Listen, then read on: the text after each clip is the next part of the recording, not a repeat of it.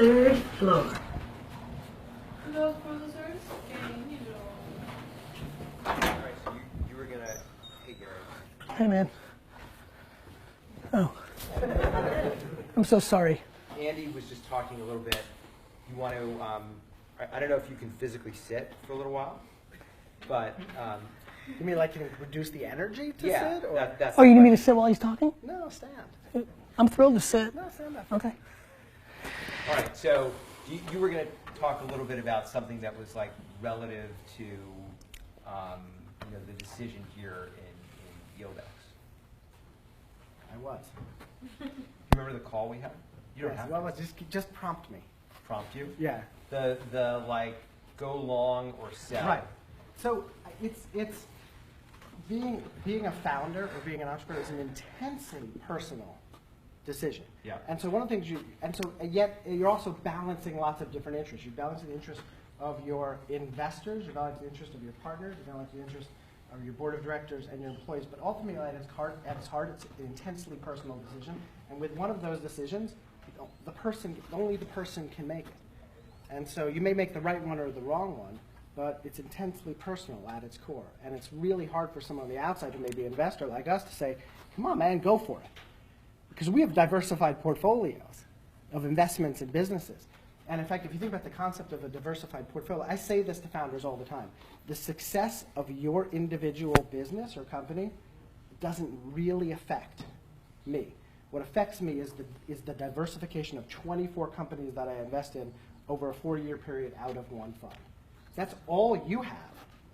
But I'm constructing a diversified portfolio that I know 60 to 70% are probably not going to return the money, and 20 to 30% will return my capital, and 1 or 2 will deliver those outside returns. So in that balance that's not equal, how can you say to someone, you should go for it? So would you back Doug again if you had been an investor and you had taken the term deal? Well, yes, because that's a great set of experiences. Most first-time entrepreneurs don't have an experience of having to build a company, having to raise outside capital, having to sell it, have to balance. So that could be a good set of experiences. So we're talking about a company that got a very, very early offer, as we discussed.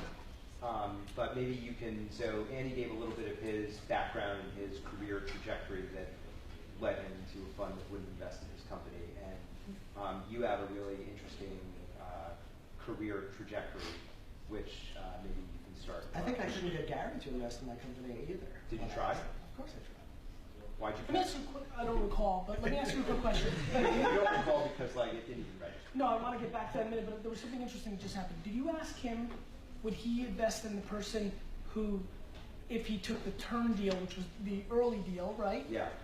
Well, the interesting part there that was interesting is he wouldn't have not known the other outcome. Like Right. if they took that first deal, you just wouldn't know. Right. So I think that's something that I'm always fascinated by, which is people are so crippled by decisions. There's just no way to know what would have happened, at the time when you're making a decision. So much of this is Monday morning quarterbacking that are fascinating. So anyway, Let's move over into the middle. yeah. I've known this man since I was 14, 15 years old because my family had a liquor store in Springfield, New Jersey that I started working at when I was 14 that I later turned into something called Wine Library and launched one of the first 3 or 4 e-commerce wine businesses in America called WineLibrary.com back in 1996.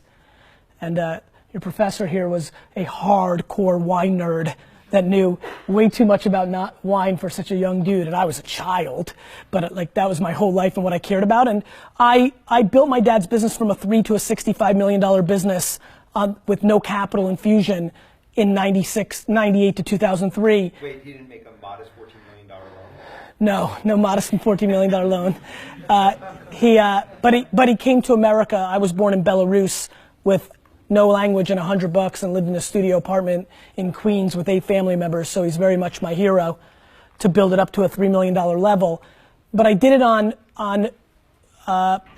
digital marketing innovation of the time. In 1997, I had an email newsletter that had 91% open rates because nobody was email marketing. And instead of sending catalogs from Sherry Lehman's or Zacky's, I was getting to customers first with the hottest wines on this thing, email. And I was trying to send as many emails as possible in 97 because I thought people would eventually charge for it. Like, it was just like, it seemed such a great deal. Launching a website, email, really. I mean, you know, it's funny, it's like, but very honestly, you know, if we start talking about VR, we're gonna make a lot of assumptions right now that are either gonna play out or not play out in a 20, 30-year window. 1996 internet was a whole different fucking world.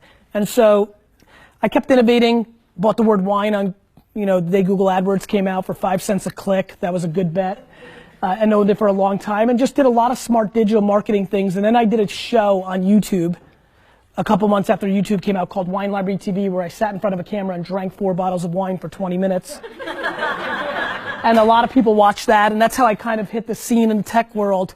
And then what happened was YouTube sold for $1.7 billion. And I was like, fuck, I was right about e-com. I was right about Google AdWords. I was right about, you know, cookie retargeting banner ads. I was right about YouTube. Maybe this skill I have for selling more, you know, Burgundy and Priorat can be deployed against something more financially interesting. So when I read the article about YouTube's sale, there was one article that featured Ron Conway's angel investment. And I said, what the fuck's an angel investor? I Googled it and, you know, within 20 minutes decided I would be an angel investor. And went to South by Southwest 3 months later, became friends with Ev Williams and Blaine Cook, the original CTO. And I think your firm at the time, me and Kevin Rose, bought up Blaine's original stock at Twitter. So I bought a ton of Twitter, real cheap. I didn't think of myself as an angel investor. I just thought that was a smart decision because I thought Twitter would be big. Then I went home from South by, made a... Well, it did for me because I sold my shares, so I did good. But came home, made a video. I was making wine videos. Came home, made a video that said Facebook should be worried about Twitter. There was a guy, head of platform at the time at Facebook that I didn't know by the name of Dave Morin. He sent me an email. It's like, hey, this video has gone really viral inside of Facebook. Would you come out to Palo Alto and give a talk? So I came to a room like this in front of the whole company. There was only 400 employees, and talked about consumer behavior and why I thought the world was changing. That caught Mark's attention. We went out to dinner that night, and a week later I bought a lot of stock from his parents. And then somehow I got David Karp to reopen the B round of Tumblr at a, by the way, stick with me here, the B round at a $14 million valuation. And I made an investment into Tumblr. So the first 3 things I invested in were Twitter, Facebook, and Tumblr. Yeah, I mean, it was when I was smart. I was making bets on things that I thought would be successful. I didn't think of myself as an investor. I got progressively stupider after that. Why do you think that was? Because I started trying to be an investor. I literally went from being, I'm a businessman, these are good businesses, this is good. The market changed. I mean, this is Tumblr B round 2008. B round, 14 million. Now every fake bullshit entrepreneur running around this campus wants 7 million, 4 million for their bullshit idea that they have no prayer on because entrepreneurship is popular, and instead of going to Bain and McKinsey, they think they can start a fucking app that people are gonna use.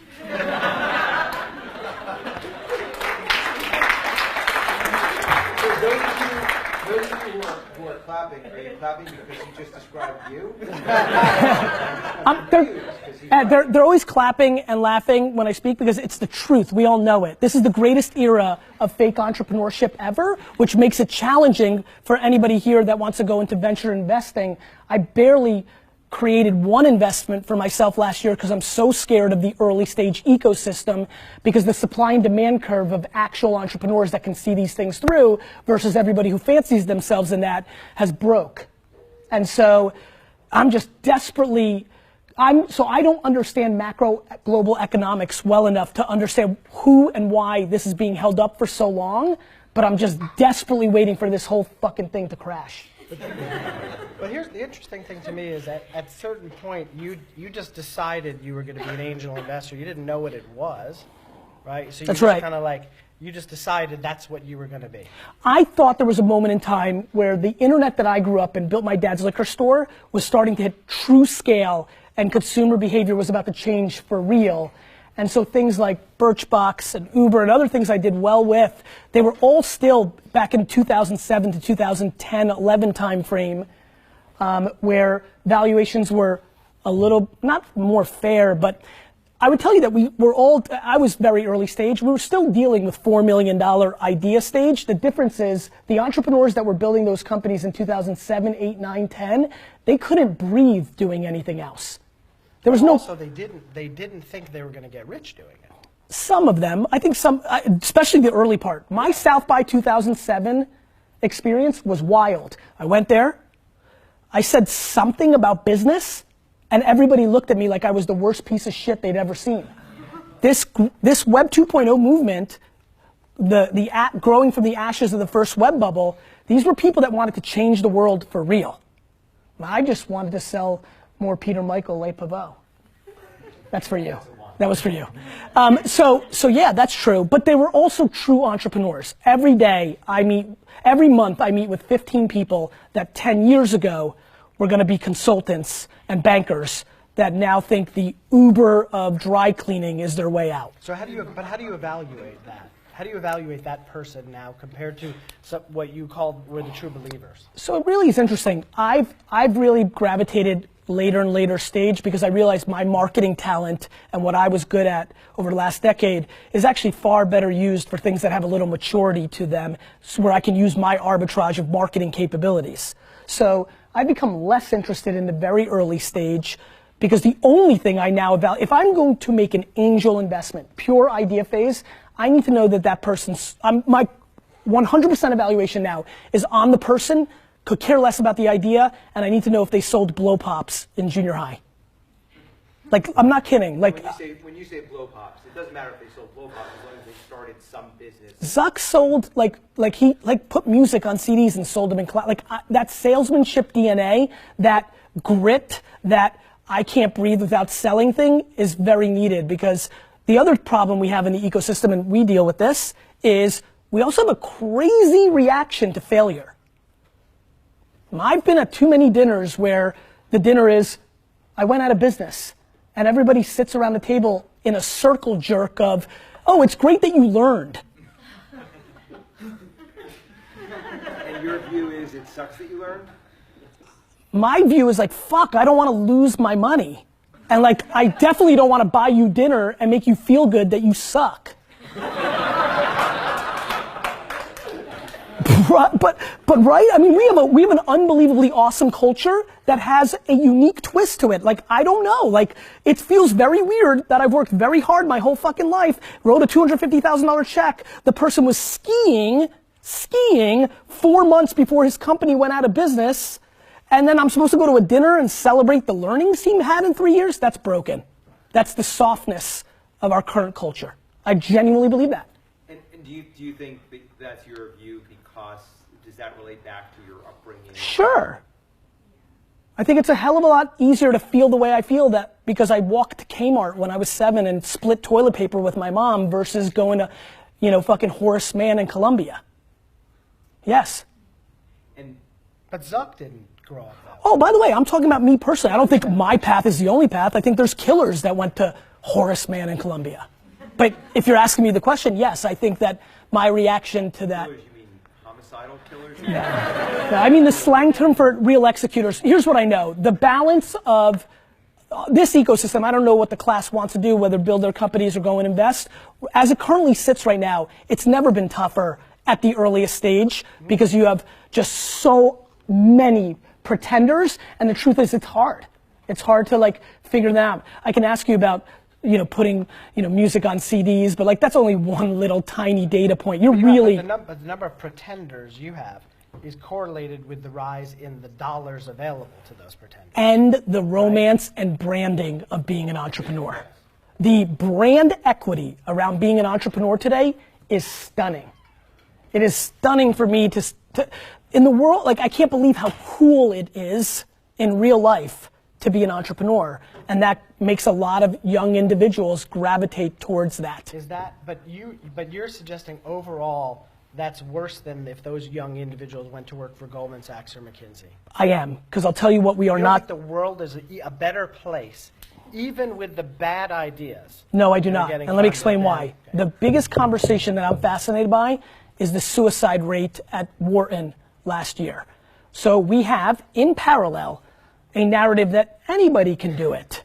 And everybody's entitled to win in entrepreneurship. And there's an underbelly in our world that I'm concerned about. And we've talked about this in a different panel. This is a big thing. I mean, like, there are certain individuals who've been winning in the first 20 years of their life in a game that was fixed before they played it. And then they go into the market, and the market punches them in the mouth, and they don't know how to react. And so yes, I do think, for the cliche picture that I'm painting right now, there are certain individuals that I just genuinely believe would have had a better life being the number 7 at Facebook instead of the number 1 of shit book, or making $230,000 a year on Wall Street or consulting land at 29 years old. Yes, I think there's a lot of people that will be better. Like, I love entrepreneurship the most, but nothing works when it's forced or off balance. Nothing. And Andy, your point is just like do anything other than Goldman. Yeah, sort of, right? In other words, unless you're built for Goldman. Yeah, but what does that mean, right? Well, I know one thing. Not everybody's built to be an entrepreneur. No, that's right. That's insane. Right, but it works the same way too, right? In other words, it used to be, right? You graduate school and then you'd go work for a bank or a law firm, or you'd go into medicine. Those were a bunch of different paths, which right? all suck. For me. But some people still do that, right? Yes. What entrepreneurship is about being empowered to take control of your professional life. Okay. Right, at some level. Do you know how many people are not capable of that? Do you know how hard entrepreneurship is? That's the market, though. That's called the market. Not everyone. It won't work for everyone. Not everyone who goes to work at McKinsey or Goldman Sachs is going to be successful. That's like literally telling a basketball player that you should become a hockey player. You know that, right? Like self-awareness is very important and something that should be debated. Right. And I think we're forcing too many people into the entrepreneurial track that do not have the stomach to be an entrepreneur. So when you say we're forcing, meaning we are, or Ed is, or who is? All of us combined, the ecosystem, the self-promotion within itself, the outside world that decided it was the cool thing to talk about for a decade, and these pendulums swing. But what I'm most worried about, and I refer to it because I believe that this room all understand it better than me, I'm dying to know why it can still stay up. Like, there's so much money in the system, there's so much other stuff going on, and government involvement, and so many other variables that are playing out that are just above my pay grade, that I'm fascinated by when they cripple, because this much fakeness has an inevitable fate. So why are you raising a fund? I'm raising a fund because I'm going Series B and Series C, where I think my marketing machine that I've spent, so my behavior, as you guys know, over the last 5-6 years, instead of where I had a lot of leverage to raise capital and do my thing, I took a major on paper step back and built a client service digital social agency that I've grown in the last 5 years from 0 to 100 million in revenue, right? To give me leverage for when the shit hits the fan. And so what I want to do with the fund in the short term is deploy it against later stage things that need a marketing arbitrage to create victory. So you've basically said, I'm going to make these wild investments, and I'll do it in Series B because that's where the funnel pinch works for me. They feel a lot less wild for me coming from Angel, A, so there's a lot more data of that actual business, and B, I can look at it and say, okay, her business, she's got it all down. Her one opening or opportunity or soft spot is marketing arbitrage the way I do it, which I believe is best in class. That's a good bet for me because I could bring the smartest money to the table. And so it's not just that you've opened a barber shop to get paid to do haircuts in a downturn so that you don't lose all your venture capital investable dollars. It's that there's a symbiosis between the barber shop. Even further, the reason I am building VaynerMedia right now is long term, I think it plays out for me on private equity, where I buy businesses at scale and run them through the machine, as I call VaynerMedia, and make that arbitrage. I took a step back 7 years ago and said, you know what, now that I'm hanging out with all these fancy people, you characters, and way fancier than you, Travis, Saka, those kind of dudes, I'm like, I don't look like these dudes and chicks. I'm not these people. Like, here's what I am. I'm a marketer, and let me quadruple down at that skill, build infrastructure around that, and deploy it against this world I believe in. So that's what I've been focused on. And where does wine fit into this?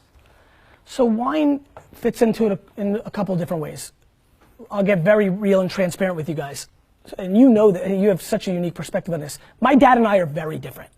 You know, like as different as you can really get. You know, personality-wise, viewing the world, our backgrounds. As I was building Wine Library and I was getting more attention and things of that nature, I a real forming tension for the first time in our relationship because, as you know, my dad gave me the greatest gift. I walked in as a 22-year-old and he gave me free reign. I ran that business, every decision, which is remarkable in hindsight, especially now that I'm 40 and he was 44 when he allowed me to do that.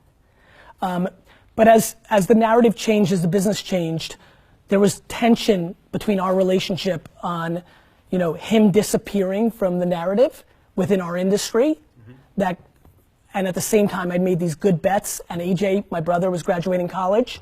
Just felt like the right time to like make a decision where I would hand it more day to day back to him and the management team I built, Brandon and those guys. So the real life answer is, for anybody that's been in a family business, the family business dynamic created a scenario where, because I had all these other amazing options, there was no reason to create friction with one of the 2 or 3 most important relationships in my life. That's the real answer. And because I haven't been involved day to day as much, I've never enjoyed wine more because I don't look at a label anymore and think profit margin, you know, which has been fun actually. Ironically, I'm probably enjoying wine more than ever. And, you know, in a different way, the way that you look at it, because you have such a passion for it, I don't want to buy Dujac or things of that nature, but I think I might make a run at some point in creating a $300 to $800 million yellowtail-like brand, just because I think I can do it, and because I want to buy the New York Jets. I don't know. That's a good opportunity for us to see, in the unlikely event that any of you have questions for these folks. Happy to field them. You want to start? Yes. So with this sort of inflated. What's your name? Clifton. Clifton. Smith. Nice to meet you. Nice to meet you, man. In this sort of inflated ecosystem that you've painted of wannabe entrepreneurs, do you feel that it has at least provided more good innovation that wouldn't have existed otherwise? I don't know, is the real answer. My intuition is probably a little bit, yes. But I genuinely believe that great entrepreneurs making great things, like Travis was an entrepreneur before, Garrett was an entrepreneur, like, I don't know. Not as much as some people may want to think, because I think those people would have saw it through. I think we grossly underestimate hard wiring and talent. I think we grossly underestimate hard wiring and talent. I think those things would have broke through and would have happened anyway, and were happening anyway. But probably, I mean, if you have more people playing the game that wouldn't have played the game and done something else, of course there's going to be some, but I don't think as much upside, and I'm not sure as much casualty for the players in a net offsetting game. My opinion. What do you think? I think this is where you and I disagree a little bit. Yep. Although we agree on some potential. I think the karma in the world is increased by more people believing themselves to be entrepreneurs, whether they have the skills or be successful or not. I think the karma in the world is increased. You know, so I think overall. I also think the internet itself has created the opportunity as much as anything else. The infrastructure costs to be in the game are so low. That's as much of a thing. I don't think anybody became more talented or capable or visionary because the internet came along.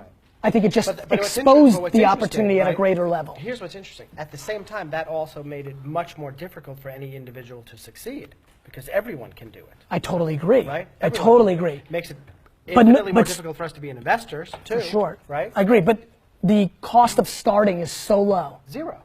So low. You just say it. You're an entrepreneur. Mazel tov. Zero. So what are the I'm so used to doing Q&A. I'm like, what? What are the ramifications? You're asking your own guy. We know we're on your show. What are the ramifications of this fallout for all of the venture funds? Because there are some interesting structural ramifications to what you're saying, right? Because obviously, and I do agree that there's definitely more garbage in, and there definitely, you know, it used to be that like it was nerdy, it was geeky, people would ignore you, they would want to go talk to the people who run hedge funds, and that's great. And that was actually a much more comfortable place to be for a whole bunch of reasons. But structurally, we're going to be screwed if we have a whole wave of venture funds investing in companies that never should have attracted investment capital. That's what's going to happen. Behind them, a whole bunch of LPs managing pension funds and endowments that lose their money by investing in these Except that software, internet-based technology as an asset class is pretty small. So the damage, right? If 50% of all venture investments in the venture funds this year went bust, it's $15 billion. It's not that big. Right? It's just big for the human individuals. For me, that's real money. No, but it's not big for like macroeconomics. Yeah. Right. There's no. That's true. In the first bubble, we shifted the risk to the public. Yep. That's more meaningful. Now we've contained the risk to institutional investors. When we raised our last fund this year, earlier in the year, when we were out talking to our investors, we told them that we believe for the next 10 years, venture returns on average will be lower than they were the 10 years before, and they should expect the returns from our fund and all the funds they invest in to be somewhere between 20 and 50% lower. That's called sandbagging. Yes, but also believe it. Yeah. And so you look at the data suggests. So are you right? also raising money for a Union Square Ventures short fund? No. But our last two investments have been in hedge funds, though. So. So you talked a little bit about inflated entrepreneurship, but you could argue there's also right now inflated investors, like or inflated, like VC. You are damn right, sister. Like $1 million. That they work hand in hand. Right. So the question is, who should then? You talked about like who should be an entrepreneur, who should be an investor. You know, I don't get to judge who should. I'm just excited to see how it all plays out. Do you know what I mean? I mean, who should do anything in the world? The people, you know, what I love about this is there'll be plenty of winners during this era. There'll just be a lot more losers. You know? And so that's all, it's just a timing thing. This is so classic. This is every market on everything, always and forever. It's why I love brand so much. This is when brand takes over reality. I know, that was a big statement. So I think a lot of, like, so I grew out of, my crew grew out of the angel, super angel, guys and gals that were successful in their first internet business, made some money, and had enough Twitter followers, let's get to the punchline, to attract unbelievable deal flow. I made a lot, I'm gonna continue to make a lot of money from that pocket, but a lot of us shouldn't necessarily be investors. We should keeping some investment behavior, but we should all really map ourselves. But yeah, I think all of this comes down to the supply and demand of the skills, and I just think people are very attracted to this world. And I think especially when I sit in a class like this, I try to reverse engineer every situation I'm in, especially how do I bring value. If I could get one person in this room to actually pay attention tonight, go home, look in the mirror, and try to start deploying aggressive self-awareness, it could change the upside of their lives. I genuinely believe that. As long as they don't work for Goldman Sachs. Or they should. I mean, or maybe they should work for their family business. I don't know, but I know that way too many people just go with the flow. I know how strong-minded I am and how easy that is for me to get caught up. And so I just think it's a worthwhile conversation, especially because too many people make a decision on the now, not on when they're actually playing it out. It doesn't really matter to you if you're going this world today. It matters what the impact is over a 36 to 60 month window, and that you have to really quantify that. Looking at data told you what happened. You need to deploy real intuition and other kind of signs to what's going to happen so you can make the decision for you. You have a question? So I guess this question is supposed to be around internet tech entrepreneurship. So you guys see this kind of hype going on, craziness going on, but outside this industry, do you see any other industry that was like internet many years ago, like started to booming, or in its early days, but has very great potential? I mean, real estate does this all the time. Like, real estate gets hot and then gets real cold when the C players show up. And I'm sure historically every market has gone through this. It's the same old narrative. It's really rinse and repeat. You can deploy the same thesis on this over and over. There's something that's right.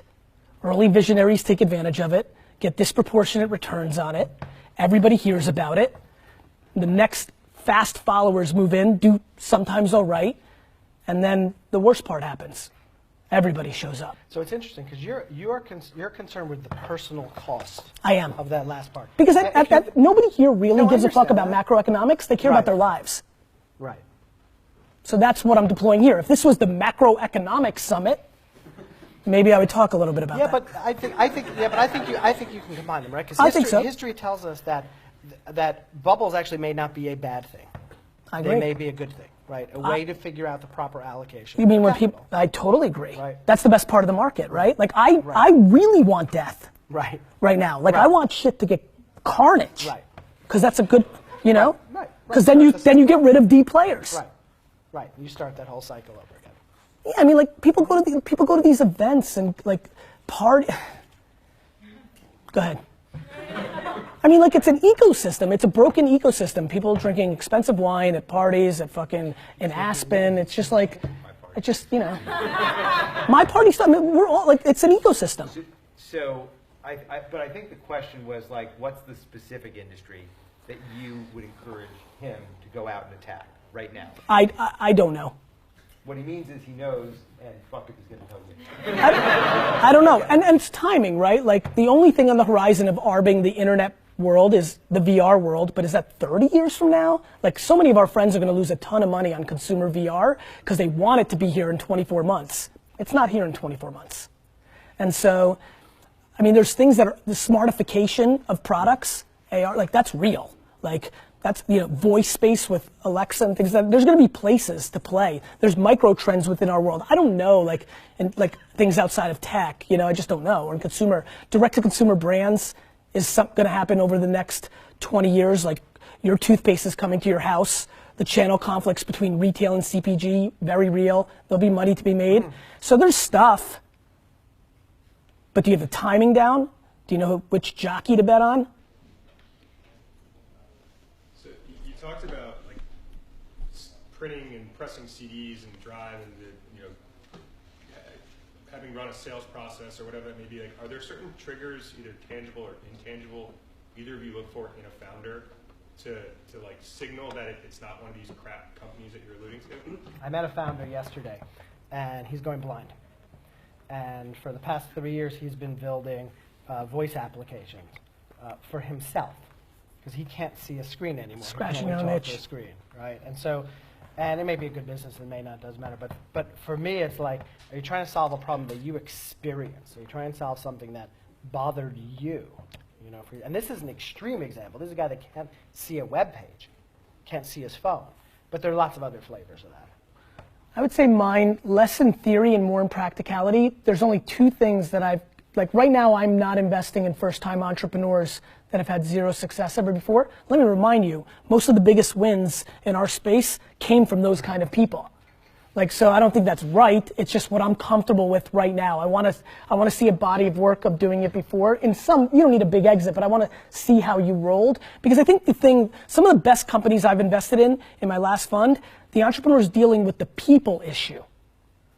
It's the people issue. They're the right product guy or gal. They have the right vision.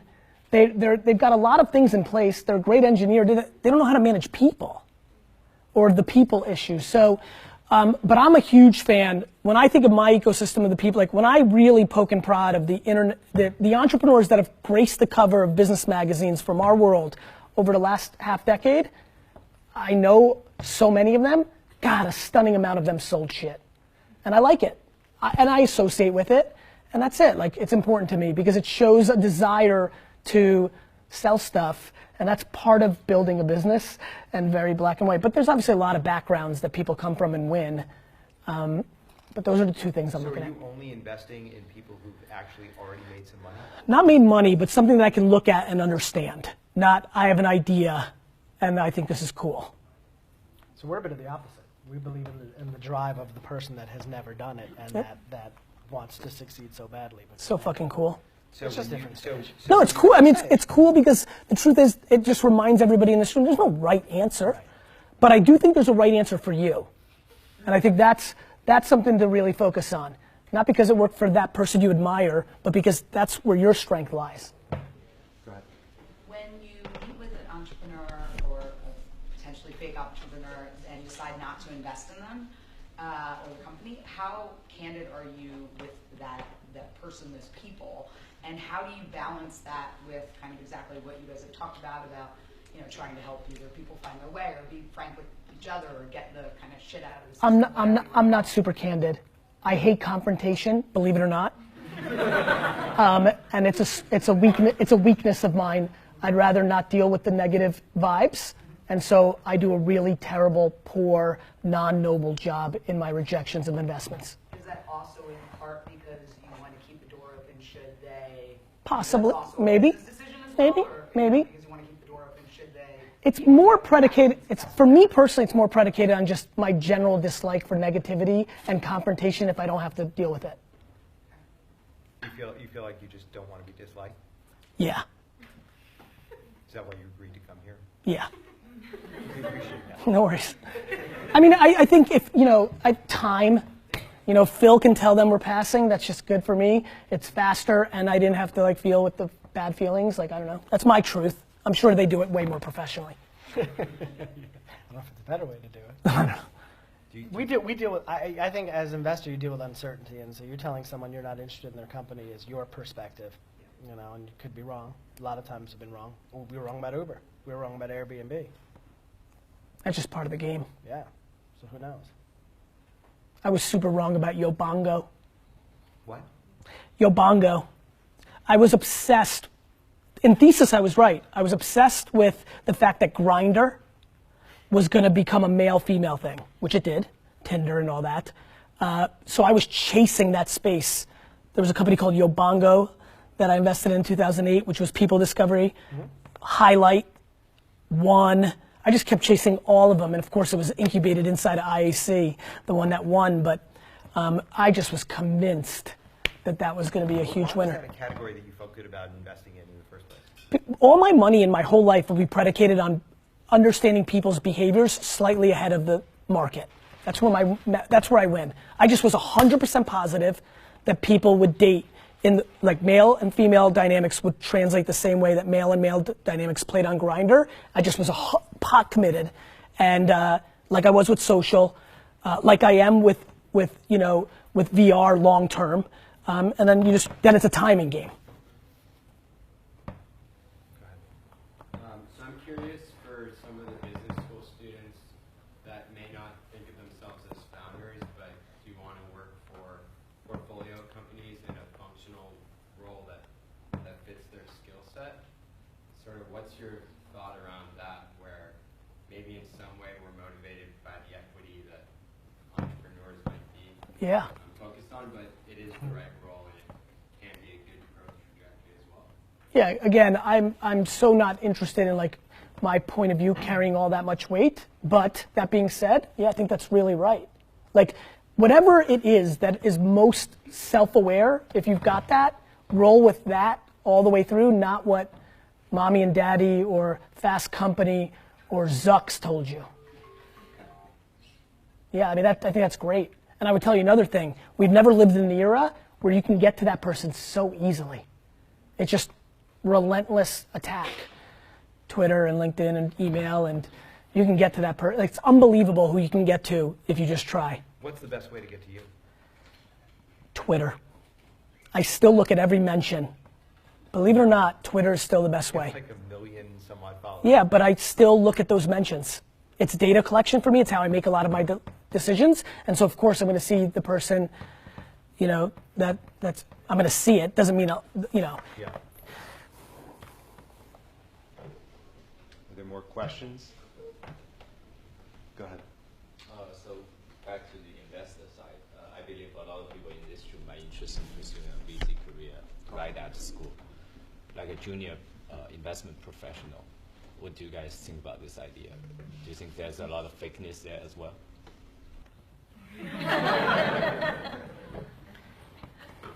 I don't know what fakeness is. Garrett can talk about what fakeness is, but here's what I think. I think that one of the things that's interesting about being in a venture, right? If you think about, you've got two parties and there's a power relationship, right? And there's this perception that the investor has a lot of power. So your ego is satisfied by being an investor.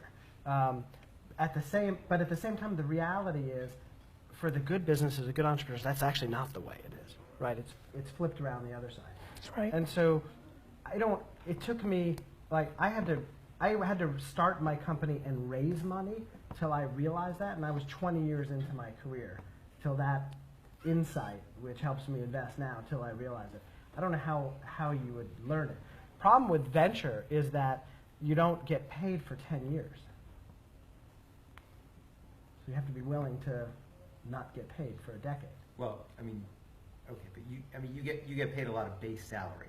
You also invest for an 10 enormous years. amount in your Yeah, fund. Yes, but Ed's right. Like, do you know how many people have venture firms just for the fucking management fees? Like, that's just real. Like, there's a lot of people that were able to, off their personal brand in this era, build $25 to $150 million venture funds and make a real fucking awesome living just on that 2% because they're thinking so short term. That's real. That's a real thing. It's a nice living compared to other things. I don't know that they're thinking so short term though, because they're also thinking like, why am I not going to do a great job at this? Yes, and I think others are like, because we've all been there at 3 o'clock in the morning, like, hey, listen, the booby prize is a great fucking salary to have a great fucking lifestyle. I mean, that's just real.